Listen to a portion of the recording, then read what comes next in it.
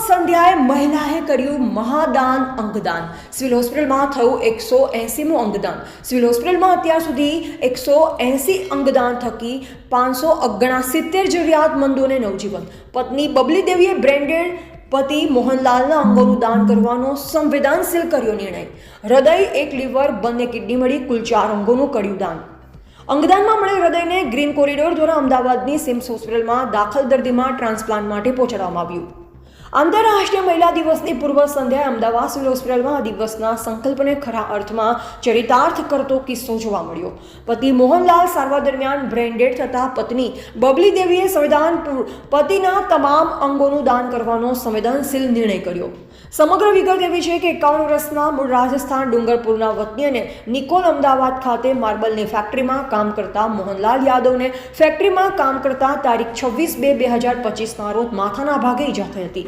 માથાની ગંભીર ઈજાના કારણે હેમરેજ થયું, જેથી સારવાર અર્થે પ્રથમ નિકોલની ખાનગી હોસ્પિટલ, ત્યારબાદ GCS હોસ્પિટલમાં સારવાર કરાવી, પરંતુ સ્થિતિ ગંભીર બનતા તેઓને સઘન સારવાર અર્થે તારીખ 4/3/2025ના રોજ અમદાવાદ સિવિલ હોસ્પિટલમાં લાવવામાં આવ્યા. અહીં સારવાર દરમિયાન તારીખ 7/3/2025ના રોજ તબીબોએ મોહનલાલને બ્રેઇન ડેડ જાહેર કર્યા. મોહનલાલના પત્ની બબલી દેવી તથા તેમના 2 દીકરા નિલેશભાઈ અને જયેશભાઈ તેમજ દીકરી ભારતી બહેનને તબીબોએ અંગદાન વિશે સમજાવતા પત્ની તેમજ 3 બાળકો સાથે મળી મોહનલાલની આ પરિસ્થિતિમાં તેમના અંગોનું દાન કરવાનો પરોપકારી નિર્ણય કર્યો.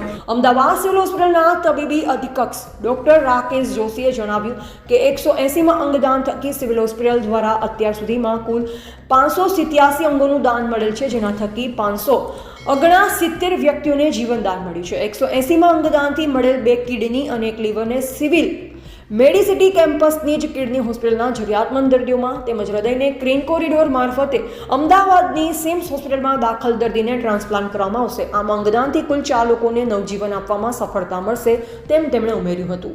રિપોર્ટર લીલાભાઈ પરમાર.